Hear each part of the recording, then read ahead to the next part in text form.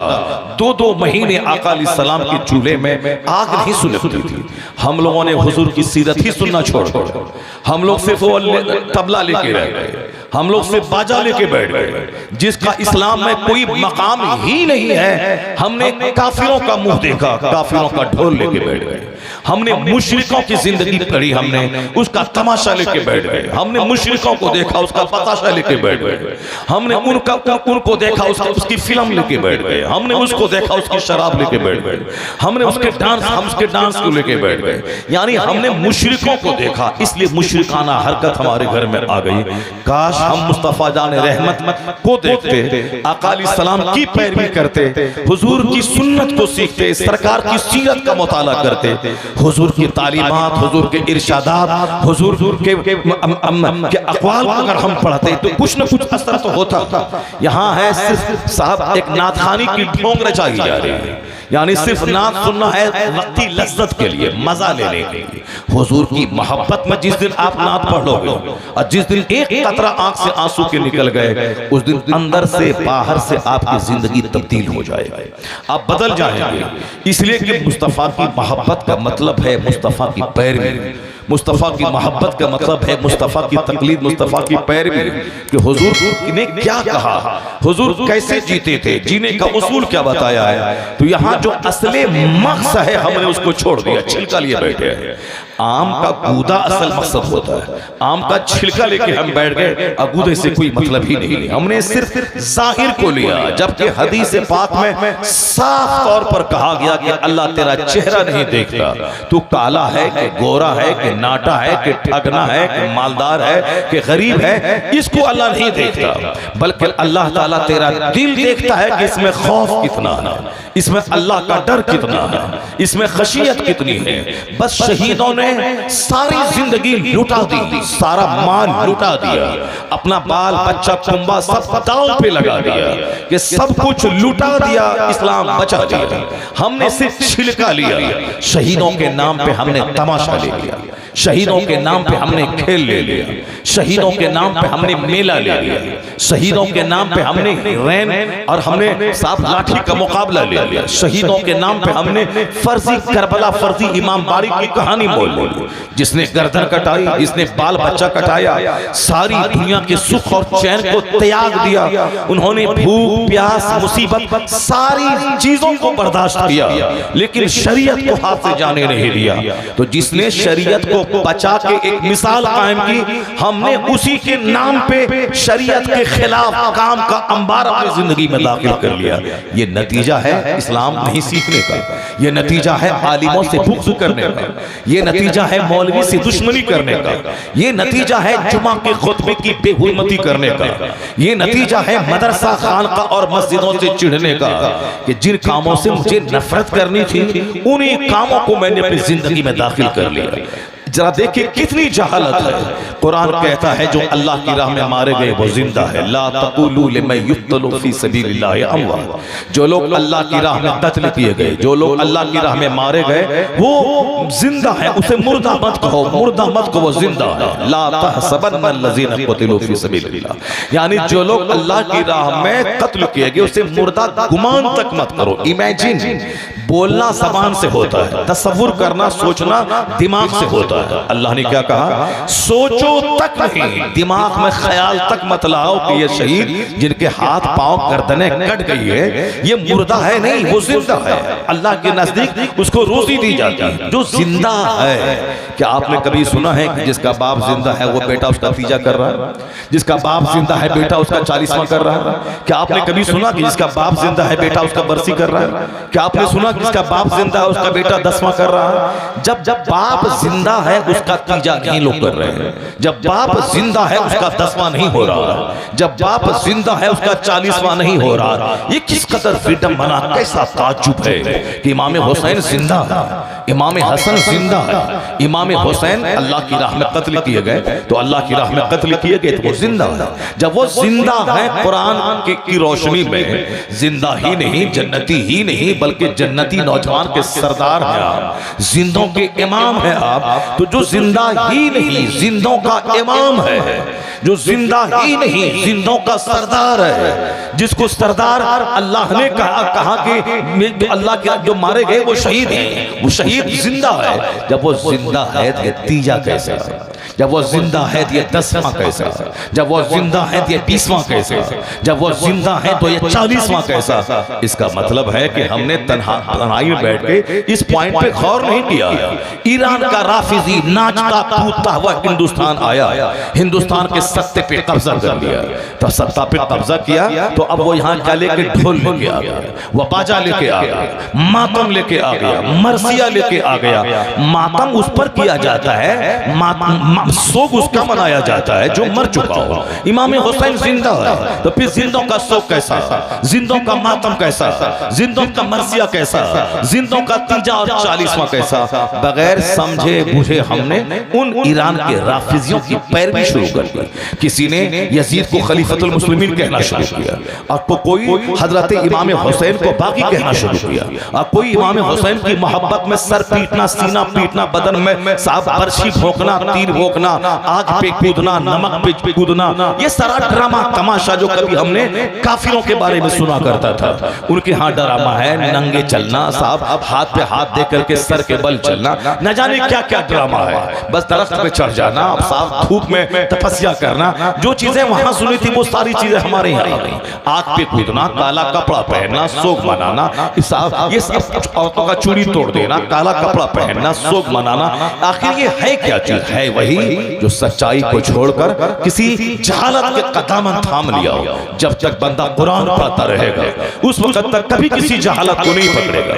यहाँ तो कुरान पढ़ना ही नहीं है बल्कि अपने बुजुर्गों की कहानी पढ़ रही है, कोई अपने अपने विद्वानों की कहानी पढ़ रहा है, कोई वैज्ञानिक की कहानी पढ़ रहा है, कोई साहब प्रोफेसर की कहानी पढ़ रहा है, कोई बैरिस्टर की कहानी पढ़ रहा है, कोई अपने जाहिल सज्जादा नशीनों की कहानी पढ़ रहा है, कोई अपने जाहिल पीरों की कसीदा खानी लेके बैठा है। कुरान कौन पढ़ रहा है? जबकि हुजूर ने कहा था कि कद तरकतु फीकुम मुस्तक़लैन, मैं तेरे दरमियान दो भारी चीज छोड़ के जा रहा हूं, दो वज़नी चीज, जो अहम चीज छोड़ के जा रहा हूं। ये सारे लोग ये हदीस पढ़ते हैं, इसका तर्जमा अपने मतलब के मुताबिक करते हैं। और जबकि पहली चीज मुस्तफा ने कहा अव्वलुहुमा किताबुल्लाह फीहिल हुदा वन्नूर, हुजूर कहते हैं दो चीज, तो वज़नी चीज छोड़ के जा रहा हूं। अगर तुमने मजबूती से इसका दामन पकड़ा तो तुम कभी गुमराह नहीं होगे, कभी मिसगाइड नहीं होगे, कभी राहे रास्त से भटकोगे नहीं। तो या दो चीजों को पकड़े रहना। दो चीजों में से पहली चीज क्या है? मुस्तफा कहते हैं अल्लाह की किताब कुरान पाक को पकड़े रहना।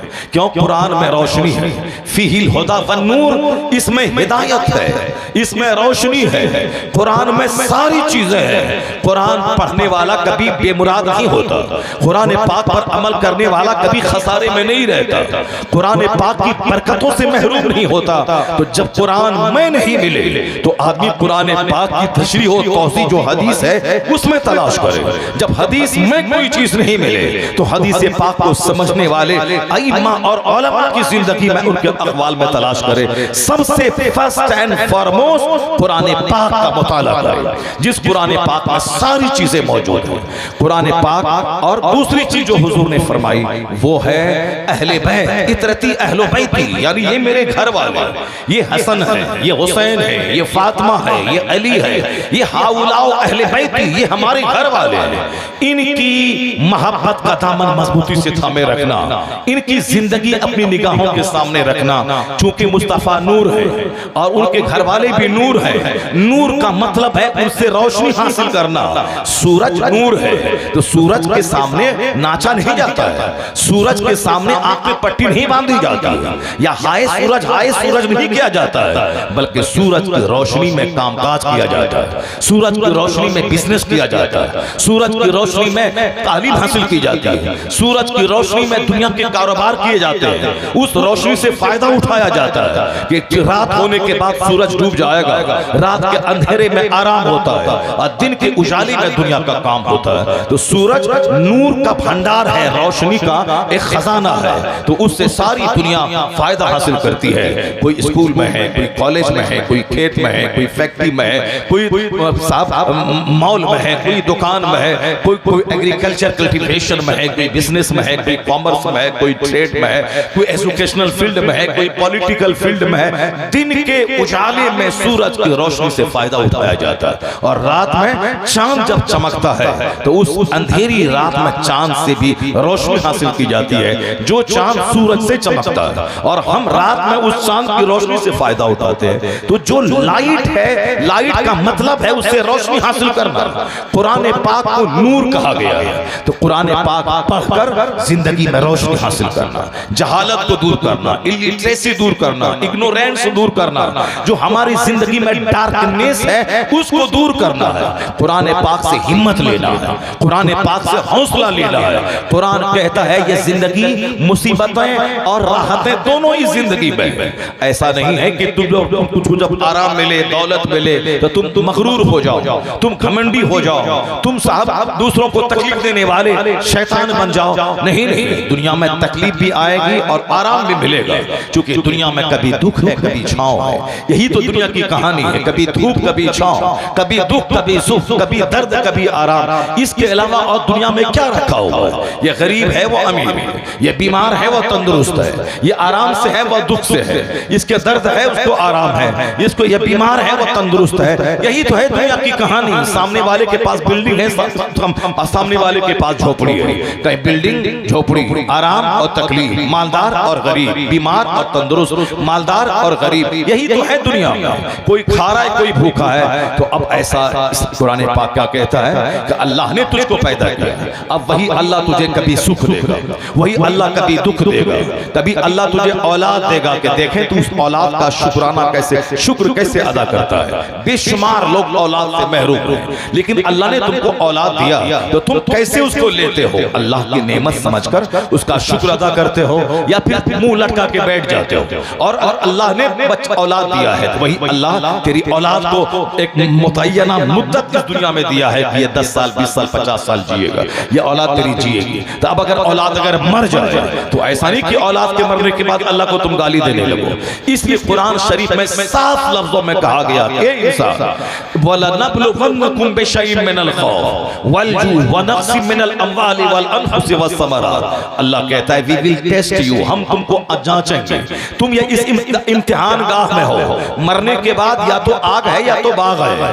वहां नमाज रोजे हज और ज़कात नहीं है, यहाँ इसी दुनिया में है नमाज रोजे हज और ज़कात। मरने के बाद जिसने इस दुनिया का सही इस्तेमाल किया उसके लिए जन्नत में बाग है, हद्दे निगाह तक जन्नती का अपना मकान है। वहां ऐश ही ऐश है, वहां ना बीमारी है, न कोई हासिद है, न कोई चिढ़ने वाला है, न वहां दर्द है, न कुल्फत है, कुछ नहीं है। न वहां शोर है, न हंगामा है, न वहां मीडिया का हंगामा है, न माइक का शोर है, न दूसरों के लड़ाई झगड़े करने की बुलंद आवाज है, कुछ नहीं। जन्नत में सिर्फ पीस है, जन्नत में सिर्फ कूल है, जन्नत में सिर्फ मोहब्बत करने वाले हैं, जन्नत में सिर्फ सलाम का लफ्ज है। वहां नफरत नहीं है, वहां नफरत से देखना नहीं है। जब सारे जन्नती एक दूसरे को सलाम कहते हैं, फरिश्ते उनको सलाम कहेंगे। जहां सिर्फ कूल है, जहां सिर्फ पीस है, जहां बिल्कुल साइलेंस है, जहां कोई शोर हंगामा नहीं है, न नेमत के छिनने का डर है, न तंदुरुस्ती के साइल होने का डर है, न जवानी के खत्म होने का डर है। दुनिया में तो है कि आज 30 साल का हूं, कल 60 साल का बन जाऊंगा।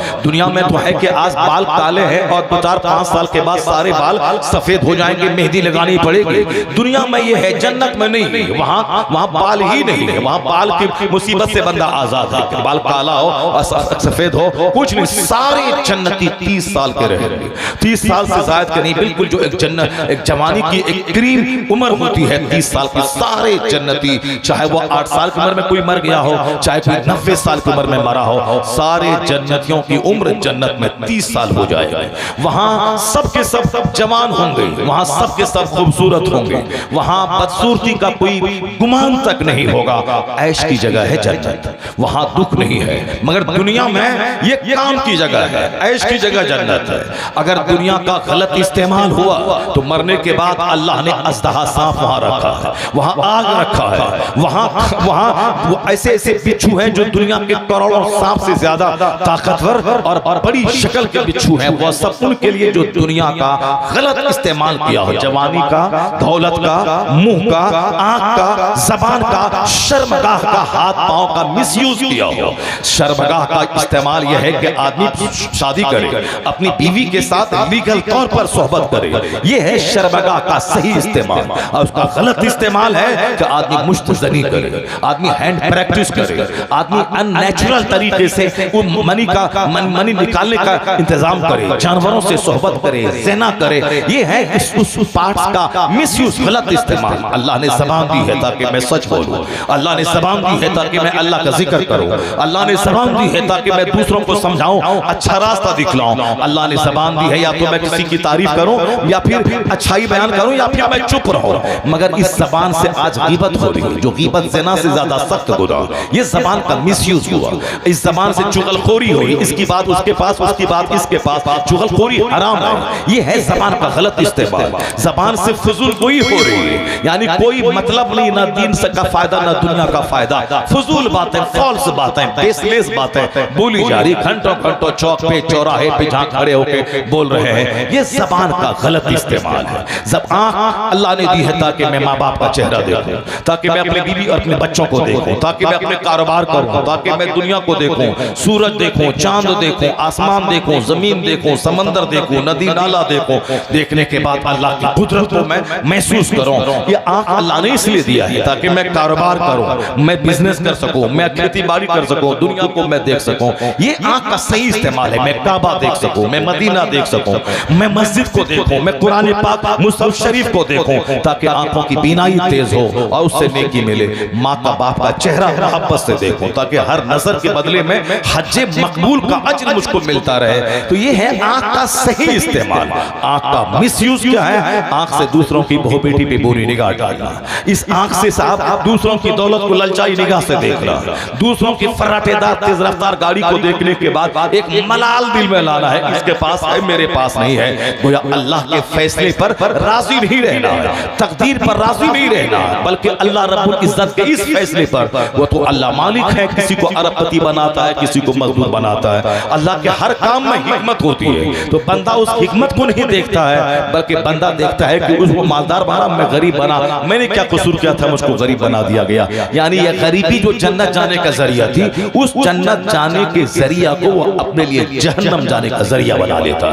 गरीब अगर अल्लाह ने किसी को बनाया है तो वो वावेला ना मचाए, वो हंगामा ना करे कि मैं गरीब हूं। गरीब अगर वो है तो समझ ले कि एहसान अल्लाह का है कि बहुत भारी जिम्मेदारी से उसको बचाया है। गरीबों पे हज फर्ज नहीं है।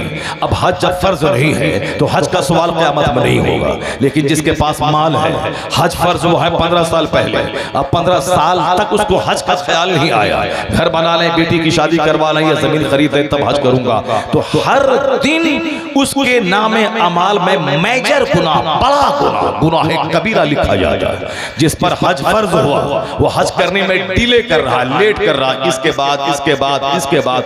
हदीस में आया है कि मुमकिन है कि या तो वह यहूदी होके मर जाए या नसरानी होके मर जाए, यानी उसका खात्मा खराब हो जाए। आज के डेट में जिसके पास अपना घर है, जिसके पास बीवी बच्चे हैं, जिसके पास छोटा मोटा कारोबार है, 4 लाख रुपए की बचत उसके पास है, 3.5 लाख रुपए की उस पर हज फर्ज है। वह सबसे पहले हज फर्ज करे, न कि सामने वाला प्लॉट खरीदे। सबसे पहले वो हज फर्ज करे, न कि अपनी बेटी जिसकी उम्र 10 साल है उसके लिए 10 साल वेट करके उसकी शादी करने के बाद वो हज का इंतजार करे। कहते हैं सरकार कि हज करो, इरादा है तो हज जल्दी से कर ले, वरना कल तेरी सेहत रहेगी, पैसा नहीं रहेगा, या हो सकता है पैसा रहे मगर सेहत नहीं रहेगी, इसीलिए जल्दी हज कर ले। तो अब जितना डिले करेगा उतना बड़ा गुनाह लिखा जाएगा। गरीब पर हज फर्ज नहीं है, मगर मालदार पे हज फर्ज हुआ जब उसके पास मक्का जाने आने का पैसा हुआ। ये 25 साल के बाद हज करेगा, 25 साल तक गुनाह कबीरा उसको लिखा जाएगा। ये बताएं गरीब के पास ये गुनाह नहीं है, मगर मालदार उस गुनाहों की चपेट में है। फर्ज हज हुआ वह देर कर रहा है। अगर 1 लाख रुपए अल्लाह ने दिया, साल गुजर गया, 2500 रुपए, 2500 रुपए ज़कात फर्ज है। अगर 2.5 पैसा भी उसमें से कम रहा, सारे माल को तबाह बर्बाद कर डालेगा। ये हज ज़कात है ताकि मालदार अपने माल का मैल निकाल जाए और समाज के जो गरीब मिस्कीन माजूर हैं उन गरीबों की खुराक हो जाए। मालदारों से पैसे लिए जाते हैं और गरीबों में बांटे जाते हैं ताकि गरीब उसके सहारे जी जाए। गरीब भी अल्लाह का बंदा है, मालदार अल्लाह का बंदा, अल्लाह ने इसे माल दिया है तो उसको ज़कात निकालने का हुक्म दिया है। ज़कात ये निकाले गरीबों की खुराक हो जाए। हमने रमजान के रोजे रखा, हम पर सदक़े फित्र वाजिब है। अगर मैं साहिब निसाब हूं तो चाके मैं निकालूं साहिब, मैं निकालूं खजूर, मैं निकालूं गेहूं, मैं निकालूं 2 केजी 45 ग्राम की कीमत और गरीबों को दूं। मेरा गरीब भाई वो उसके घर चूल्हे में आग सुलगती है। इस्लाम का जबरदस्त सिस्टम है। कुर्बानी का बकरा मैंने 1 लाख में खरीदा, मैंने गोश्त खाया, उसमें से कुछ गोश्त दोस्तों को दे दिया, अपने गरीबों को दे दिया ताकि यह गोश्त गरीबों को भी खाने को मिल जाए जो साल भर गोश्त खरीदने के लिए सोचता रहता है। इसी कुर्बानी के बहाने वो भी 10 दिन तक गोश्त खा ले। तो कुर्बानी मैं करता हूँ, खुराक गरीबों के लिए है। सदक़े फित्र मैं निकालता हूँ, ये खुराक गरीबों के लिए है। ज़कात मैं निकालता हूँ, ये खुराक गरीबों के लिए है। तो अल्लाह रब्बुल इज्जत हमें मालदार बना के गरीबों की खिदमत का जबरदस्त मौका देता है ताकि तेरा सीना पाक हो जाए, तेरा माल पाक हो जाए। अगर तू 10 देगा तो अल्लाह 100 देगा, और तू 100 देगा तो अल्लाह 1000 देगा। इधर ज़कात निकाल, तेरा दिल भी पाक होगा, माल भी पाक होगा, अल्लाह दूना तुझे अता करेगा और गरीब तेरे सहारे जिएंगे। जिसके पास माल नहीं है वो गरीबों की खुराक होगी और तेरे माल बढ़ने का जरिया हो जाएगा। आज जो ज़कात नहीं निकाला, एक एक पैसा को अल्लाह क़यामत के दिन अज़दहा सांप बना देगा, उसके बदन को चौड़ा कर दिया जाएगा और तमाम माल, तमाम पैसों को आग में तपा करके उसके बदन को दागा जाएगा। अगर 1 लाख हुआ तो 2500 ज़कात फर्ज है, साल लगते ही फौरन। 1 करोड़ है तो 2.5 लाख ज़कात फर्ज है। अगर 2.5 पैसा भी उसमें से बचा के रखा, उसका दिल नापाक होगा, उसका माल नापाक होगा, वो हराम माल खाएगा और क़यामत के दिन बदन को चौड़ा कर दिया जाएगा। फतुक्वा बिहा जिबाहुहुम व जुनूबुहुम व ज़ुहूरुहुम, हदीस कुरान पाक में आया है, सूरह तौबा में है कि फिर उसकी पीठ को दागा जाएगा। उसी पैसे से जिसको जो पैसे की ज़कात नहीं निकाली, उस माल को आग में तपाया जाएगा। फतुक्वा बिहा जिबाहुहुम व जुनूबुहुम व ज़ुहूरुहुम, उसकी पीठ को दागा जाएगा, उसकी पेशानी को दागा जाएगा। यानी जितना पैसा उस पर ज़कात के तौर पर फर्ज था उतना चौड़ा उसका बदन कर दिया जाएगा। अब उस चौड़े बदन पे एक एक सिक्के को दागा जाएगा। जो सोना चांदी उन्होंने जमा किया और ज़कात नहीं निकाला, औरतों को सोने चांदी की मोहब्बत ज्यादा होती है, कुर्बानी वाजिब है कर नहीं रही, सदक़े फित्र वाजिब है वो अदा नहीं कर रही है, और हर साल ज़कात फर्ज है वो अदा नहीं करती है। यानी अगर उसके पास 5 लाख रुपए का सोना है तो 5 लाख रुपए की ज़कात हर साल निकाली, चाहे वह पहने ना पहने या बक्स में रखे या साहब वो जमीन के नीचे दफन कर दे या बैंक की तिजोरी में जमा कर दे, हर साल जब तक वो जेवर उसके पास है उस पर ज़कात फर्ज है। ऐसा नहीं कि हम तो नहीं पहनते हैं, वो तो रखा हुआ रहता है, वो रखा हुआ रहता है। इसका मतलब है कि तुम्हारे पास फालतू माल है, बचत है, तेरे खाने पीने से बचत है, तब ना वो माल बचा हुआ। अगर खाने पीने की तंगी होती तो वो सोना बेच करके तू खा लेता, वो चांदी बेच के तू खा लेता। अगर खाने पीने में प्रॉब्लम नहीं है, उसके बाद से वह माल बचा हुआ है, वह माल बचत है, जो माल बचत है उसी पे ज़कात है। जब वह माल तेरे खाने पीने से बचा हुआ है इसीलिए ना ज़कात है। मैं ये कहना चाहता हूँ कि मालदार को ज़कात का हिसाब देना, नहीं तो क़यामत के दिन उसकी पीठ को और उसके पेशानी, उसकी पेशानी, उसके पहलू को दागा जाएगा। और हदीस में आया है कि अज़दहा सांप, काला नाग, यानी जो परस से जहरीला सांप हो, वो सांप उसके मुंह के पास आके कहेगा मैं हूं वो तेरा माल जो तू खूब खाता था और ज़कात नहीं निकालता था। वो माल उसको डसेगा। एक बार वो सांप अगर फूंक मार दे, दुनिया का सारा दरख्त जलकर राख हो जाए, सारी जमीन जल जाए, सारे सबसे जलकर राख हो जाए। ये बात अगर कोई आदमी अगर बोलता है तो चलो झूठ बोल रहा है, लेकिन ये बात हदीस में है, कुरान पाक की तशरीह है, हदीस जो मुस्तफा की जबान से निकली है। मुस्तफा सच्चे है, उनकी कोई बात झूठ नहीं, वो झूठ से पाक है। अल्लाह झूठ से पाक है, अल्लाह के महबूब झूठ से पाक है। जो कुछ मुस्तफा कहते हैं वो हक कहते हैं। एक कुरान अल्लाह का कलाम है, हदीस मुस्तफा का कलाम है। हदीस कुरान पाक की तशरीह और तौज़ीह और तफसीर है, इसलिए हदीस में कोई शक न करे, जो सही हदीस है वो मुस्तफा का कलाम है, वो सच है। उसमें पेच पाच ये वो अपने दिमाग को लगा करके आगे पीछे मत करे। इंसान की कोई बात है तो चलो उसमें बात बनाई जा सकती है, लेकिन हुजूर की बात में बात बनाने की कोशिश मत करे। सर खुजला के, तोड़ के, मरोड़ के अपने मन से तशरीह करने की कोशिश नहीं करे। Surrender to the will of Allah and his messenger, अल्लाह और अल्लाह के रसूल के सामने सरेंडर कर जाए। जो कुछ कुरान ने कहा सच कहा, जो कुछ हदीस में मुस्तफा ने कहा वो सच कहा, बंदा सरेंडर कर जाए। यही ईमान का तकाजा, यही मोमिन के ईमान का तकाजा। मैं इसलिए कह रहा हूं कि ज़कात फर्ज है मालदारों पे, गरीब पे नहीं। गरीब का बदन चौड़ा करके उसकी पीठ पे दागा नहीं जाएगा, उसकी पीठ को तोड़ करके उसके हाथ को घुसा करके नाम अमाल नहीं दिया जाएगा। अगर उसके पास हालत ईमान में वो मरा और वो नमाज पढ़ता रहा, रोजा रखता रहा, और फिर ज़कात तो फर्ज ही नहीं कि ज़कात का हिसाब होगा। गरीबों पे हज फर्ज नहीं है, हज का हिसाब मालदार पे होगा कि 10 साल पहले फर्ज हुआ, 10 साल के बाद क्यों किया, नापाक माल से क्यों हज किया, तुमने हज में डिले क्यों किया, सदक़े फित्र तुमने क्यों नहीं निकाला, तुमने कुर्बानी क्यों नहीं किया, तुमने हज क्यों नहीं किया। ये मालदारों से सवाल होगा, ये गरीबों से सवाल नहीं होगा, ये मालदारों से सवाल होगा। गरीबों को सिर्फ इतना सवाल होगा कि तुमने 5 वक्त की नमाज अदा की या नहीं की, 5 वक्त की नमाज तुमने पढ़ी या नहीं पढ़ी। ये तो कि इसमें पैसा नहीं लगता है, इसमें ज्यादा टाइम 8 घंटा जो हम दुकान में बैठ करके दुकान चलाते हैं इतना टाइम नहीं लगता है। 5 वक्त नमाज पढ़ने में 1 घंटा या उससे कुछ ज्यादा या उससे कुछ कम लगता है। 24 घंटे अल्लाह के दिए हुए, रात और दिन अल्लाह के बनाए हुए हैं, हमारा सर से लेके पांव तक सारे पार्ट्स अल्लाह के बनाए हुए हैं। तो अगर बंदा सजदा करता है तो वो सर से लेके पांव तक सारे पार्ट्स का वह शुक्र अदा करता है। और रात में 12 घंटे सोने के बाद बंदा अगर फजर की नमाज अदा करता है तो रात भर की इस नेमत का शुक्राना हो जाता है। तो गरीबी और अमीर ये 2 चीजें हैं दुनिया में। जो लोग गरीब होकर रोना रोते हैं कि मैं गरीब हूं, वो नहीं जानते कि गरीबी की फजीलत कितनी है।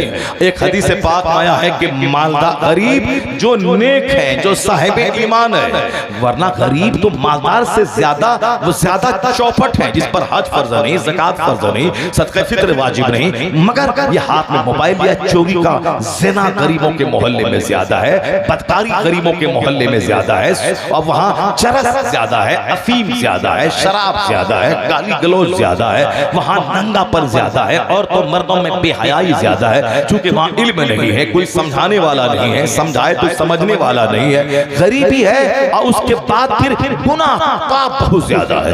क्या हो रहा मुसहर की बस्ती में, क्या हो रहा है संथाल की बस्ती में, क्या हो रहा है मजदूरों की बस्ती में, सबको मालूम है। मजदूर की कोई खूबसूरत बीवी है तो जितने भी मालदार जमींदार हैं सबकी वो भाभी बन जाती है, और क्या तमाशा होता है सबको मालूम है। वो गरीब अगर अपनी हया बचा के रखे, अपना ईमान बचा के रखे, अपनी इज्जत बचा के रखे, तो 1000 बीघा जमीन के जोतने वालों से कई गुना ज्यादा बेहतर है। क्यों? हदीस में आया है कि मेरी उम्मत के फुकरा, हुजूर कहते हैं जन्नत के मालिक मुस्तफा कहते हैं मेरी उम्मत के फुकरा, यानी जो गरीब है मगर ईमान का दामन हाथ में थामे, ईमान का ईमान मगर मोमिन है, नमाज रोजा जो इसमें पैसा नहीं लगता उसका दामन थामे वाला नेक है, मुत्तकी है, परहेजगार है, वो गरीब है मगर नेक है। मुस्तफा कहते हैं मेरी उम्मत के ये फुकरा मालदारों के मुकाबले में 500 साल पहले जन्नत चले जाए। 5 दिन नहीं, 500 साल पहले। ये गरीब जिसकी झोपड़ी में सजदा था, वह गरीब जिसके घर में नमक रोटी है मगर अल्लाह का डर है, जहाँ आबरू सलामत है, जहाँ ईमान सलामत है, ये गरीब मालदारों के मुकाबले में 500 साल पहले जन्नत में जाएंगे। और मालदारों को रोक लिया जाएगा, नमाज का हिसाब दे, ज़कात का हिसाब दे, रोजे का हिसाब दे, हज का हिसाब दे, कुर्बानी का हिसाब दे, सदका तो खैरात का हिसाब दे, तेरे गरीब पड़ोसी बीमार थे उसका हिसाब दे, तेरी टुपी बीमार थी, तेरा चचा बीमार था, तेरा अपना रिश्तेदार गरीब था, उसका हिसाब दे। तुझको मैंने अरबपति बनाया, करोड़पति बनाया, 1 लाख महाना दिया, 1 करोड़ महाना दिया, तुमने अपने गरीब भाइयों का, गरीब पड़ोसी का, मिस्किनों का तुमने कितना ख्याल रखा, ये हिसाब देने में लगा रहेगा। मिन ऐना इक्तसबहु व फीमा फज़ाहु, हदीस में आया है ये सवाल होगा मालदार से माल के बारे में, from where you earn this, in which ways you spend this, कहां से तुमने माल कमाया और कहां खर्च किया, इसका जब तक बंदा हिसाब नहीं देगा 1 इंच अपनी जगह से कयामत के दिन हट नहीं पाएगा। हम लोग गरीबी का रोना रोते हैं, जबकि इस सेंस से अगर आप सोचेंगे तो गरीबी कितनी बड़ी नेमत है जिसमें हिसाब कम है, जिसमें हिसाब किताब कम है।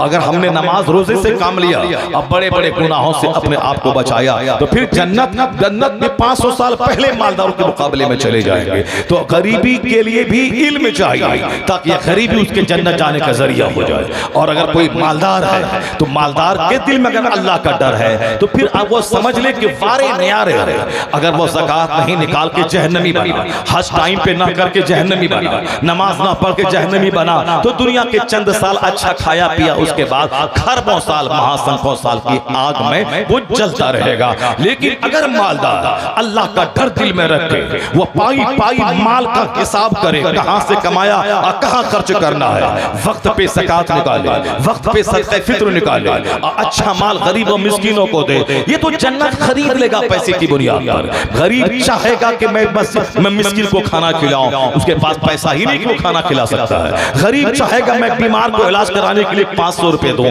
उसके पास पैसे ही नहीं है कि वो उसको दे सकता है। गरीब के दिल में है कि मैं मस्जिद की तामीर में एक बोरी सीमेंट दूं, उसके पास पैसे ही नहीं कि वो कहां से देगा। गरीब चाहता है कि दरवाजे पे जो मिस्कीन आया है मैं उसको 10 रुपए दे दूं, पैसे ही नहीं है, वो कहां से देगा। गरीब ना मदरसे में देगा, ना मस्जिद में देगा, ना जलसे में देगा, ना फकीर को देगा, ना मिस्कीन को देगा, वो एक आह मार के रह जाएगा, नहीं दे पाएगा। मगर मालदार को अल्लाह ने माल दिया है, वो मस्जिद में दे रहा है, 100 दे रहा है, 5 करोड़ की मस्जिद अपने पैसे से तामीर करवा रहा है, मदरसा बना रहा है, गरीबों में कंबल बांट रहा है, मालदारों के साथ साथ गौसे पाक का लंगर लुटा रहा है, पैसे हैं लुटा रहा है। हज़रत उस्मान गनी रज़ी अल्लाह ताला कुआं खरीद के मदीने के सारे मुसलमानों पे वक्फ कर दिया।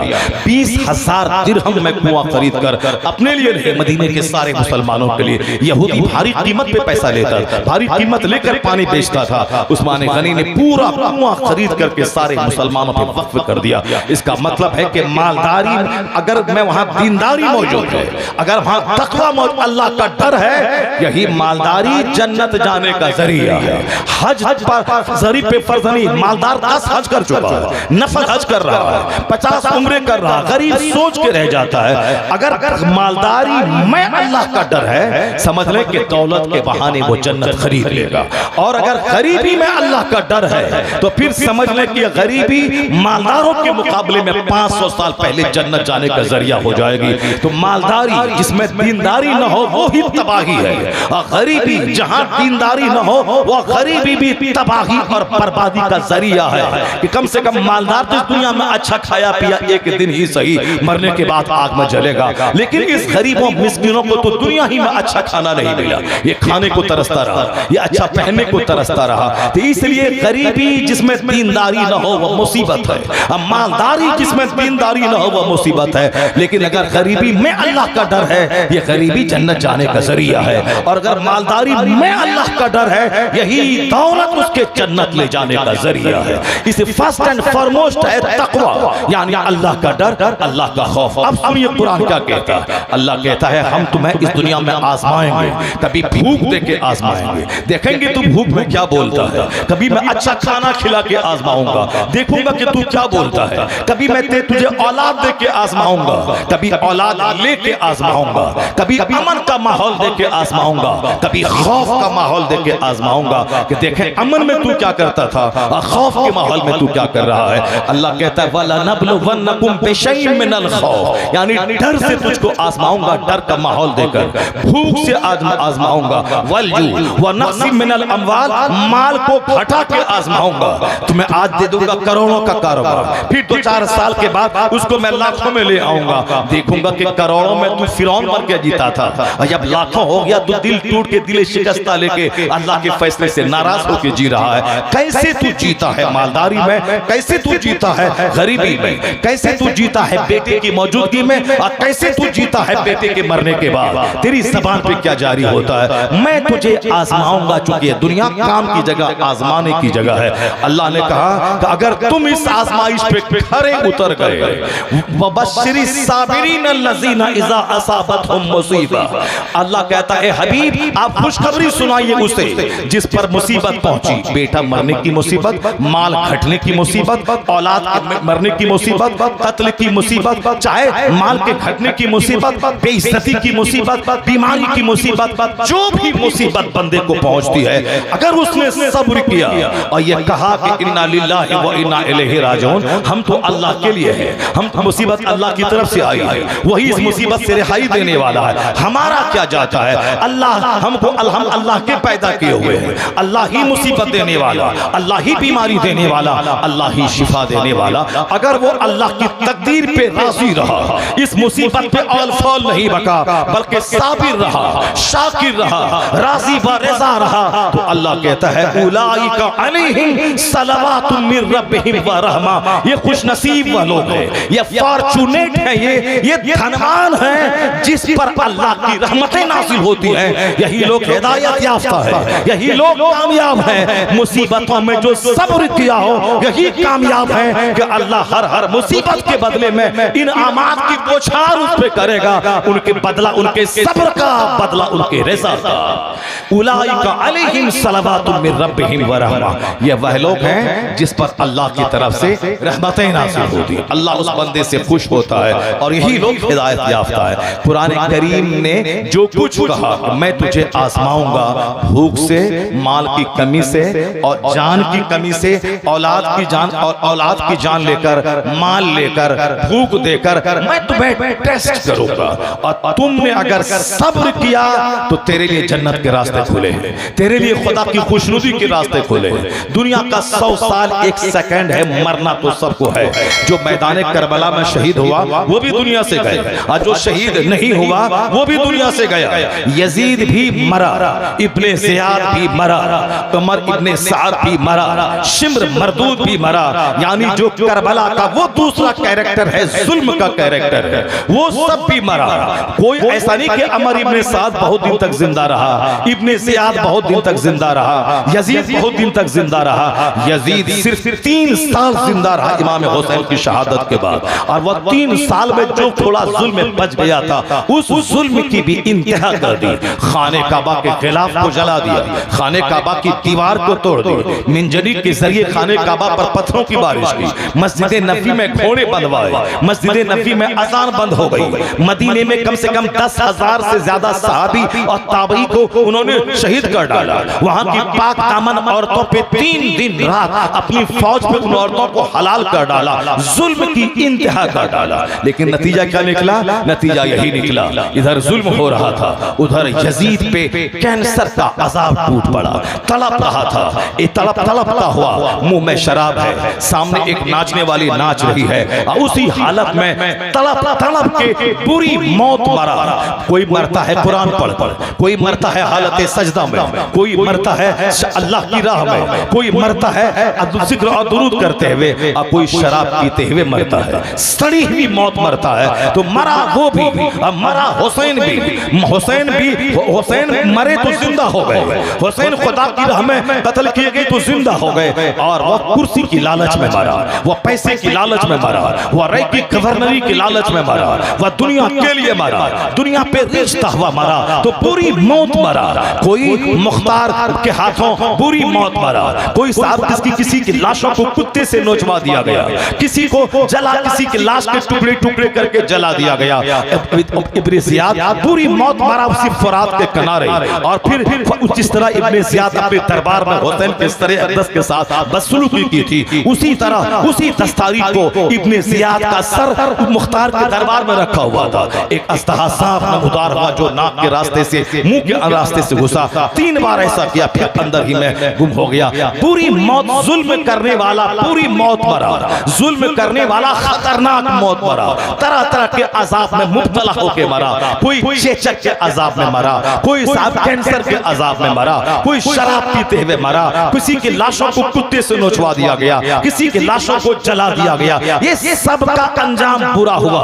हजरत अली अकबर शहीद होके भी आज जिंदा है, अली असगर शहीद होके भी आज जिंदा है, इमाम हुसैन शहीद होके आज जिंदा है, उनके बाल बच्चे लूटने के बाद भी जिंदा है। आज दुनिया का करोड़ों मुसलमान जब भी हुसैन का नाम लेता है तो बोलता है इमाम हुसैन, यानी मेरा इमाम है हुसैन, मेरा लीडर है हुसैन, मेरा कायद है हुसैन। पता ये चला मरना पहर पैदा होने वाले को मर जाना है, जो दुनिया के लिए मरेगा, जो सिर्फ बाल बच्चों के लिए मरेगा, जो जमीन के लिए मरेगा, जो जुल्म करता हुआ मरेगा, उसका तो नामो निशान अल्लाह मिटा देगा। इस दुनिया में भी जलील होगा, आखिरत में भी जलील होगा। लेकिन जो जिएगा रब के लिए, और जो मरेगा रब के लिए, जो अपना माल रब के लिए कुर्बान करेगा, जो अपनी जान रब के लिए कुर्बान करेगा, वह मरने के बाद भी जिंदा रहेगा। आज यजीद जिंदा नहीं, हुसैन जिंदा है। आज उमर इब्ने सास जिंदा नहीं बल्कि आज अली अकबर जिंदा है, आज शिम्र मरदूस जिंदा नहीं आज अली असगर जिंदा है। पता चला कि जुल्म मर जाता है, सब्र हमेशा के लिए जिंदा हो जाता है।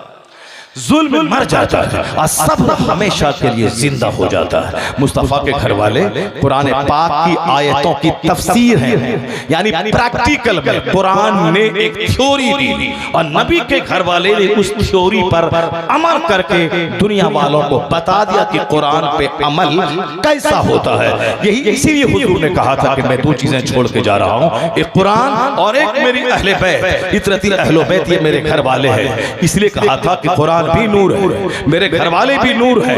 इनकी जिंदगी से तुम्हें रोशनी मिलेगी, इनकी मोहब्बत की खैरात अगर तुझको मिल गई तो तू राह रास्त पे रहेगा, तू गुमराह नहीं होगा, तू भटकेगा नहीं, तू तबाह व बर्बाद नहीं होगा। तो इसलिए मुस्तफा के घर वालों ने जो जिंदगी मिसाली जिंदगी गुजारी है, वो मिसाली जिंदगी आज हमारे लिए टॉर्च गियर ऑफ सिविलाइजेशन का काम कर रही है। वो मुस्तफा की जिंदगी हमारे लिए रोशनी का मुस्तफा के घर वालों की जिंदगी हमारे लिए रोशनी का भंडार का काम दे रही है। इसलिए हुजूर ने कहा मेरी अहले बैत से मोहब्बत करना। मोहब्बत का मतलब तुम उनको जब याद करोगे, उनकी दीनदारी को याद करोगे, उनकी कुर्बानी को याद करोगे, तुझे भी कुर्बानी का जज्बा पैदा होगा। तुम्हारी भी सोच गंदी सोच नहीं होगी, तेरी सोच उज्जवल हो जाएगी। तू रियाकारी नहीं करेगा, तेरे अंदर भी इखलास पैदा हो जाएगा। तू दुनिया के लिए रीझेगा नहीं, आखिरत की बरतरी तेरी जिंदगी का सबसे बड़ा मोस्ट प्रोग्राम हो जाएगा।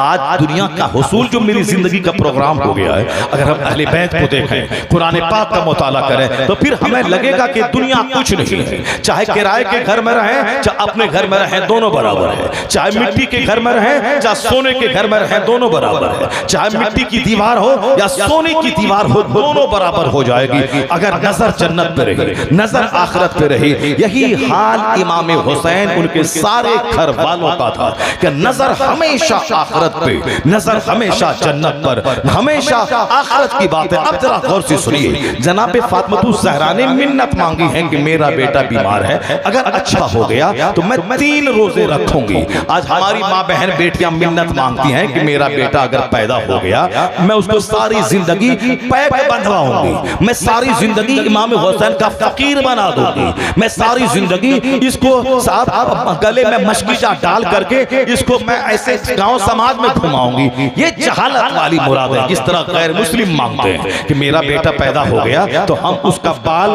कहाँ मुंडन करेंगे, इसका मुंडन बैद्यनाथ धाम में करेंगे, इसका मुंडन गोरख धाम में करेंगे, इसका मुंडन साहब फला धाम में करेंगे, यानी धाम में इसका मुंडन करेंगे। उसी का देखा देखी खसीस व रसील मुसलमान फैमिली में भी इसी तरह का एक रुझान है कि मेरा बच्चा अगर बेटा पैदा हुआ, उसका बाल छोड़ देंगे, उसका बाल जाके अजमेर में मुंडा है। मुस्तफा ही जाने ईमान है, वही असली ईमान है, उससे हट के तो बंदा मोमिन नहीं रह सकता। तो हुजूर ने इस रास्ते में गाइड भी किया है, जब बच्चा पैदा हो तो पैदा 7वें दिन अकीका करना, ताकि तेरा बच्चा स्वस्थ और तंदुरुस्त रहे, उसकी बीमारी उसी बहाने दूर हो और अल्लाह की नेमत है औलाद, उसी का शुक्राना एक जानवर ज़बह करके अपने दोस्त अहबाब में उसका गोश्त बांट करके इस नेमत का शुक्र अदा करना। अकीका का मतलब यही होता है कि अल्लाह की इस नेमत जो औलाद की सूरत में अल्लाह ने दिया, उसका शुक्राना है, जानवर ज़बह करके दूसरों को गोश्त बांटना खिलाना, यह है अकीका है। और 7वें दिन अकीका करना है और फिर सर के बाल मूंड देना है, बच्चों के सर पे ज़ाफ़रान लगा देना है। उस बाल को जो बाल मूंडा गया 7वें दिन, उसकी खैर उसको चांदी के बराबर वजन करके उस चांदी को गरीबों में खैरात कर देना है। और यह काम हुजूर ने जब इमाम हसन पैदा हुए, इमाम हुसैन पैदा हुए, या दोनों नवासे मुस्तफा के 1 साल के छोटे बड़े, इसीलिए दोनों भाई देखने में एक जैसे लगते थे, चेहरा मोहरा भी बिल्कुल खूबसूरत दोनों का एक जैसा, और फिर दोनों 1 साल के ही छोटे बड़े थे, इसलिए डील डॉल बॉडी शक्ल सूरत सब चीज में दोनों एक तौर पर नजर आते थे। आका अलैहिस्सलाम ने दोनों की पैदाइश के बाद 7वें दिन आपने अकीका किया, 7वें दिन आपने अकीका किया, आपने सर के बाल मूंडे और फिर उसमें सर के बाल को चांदी पे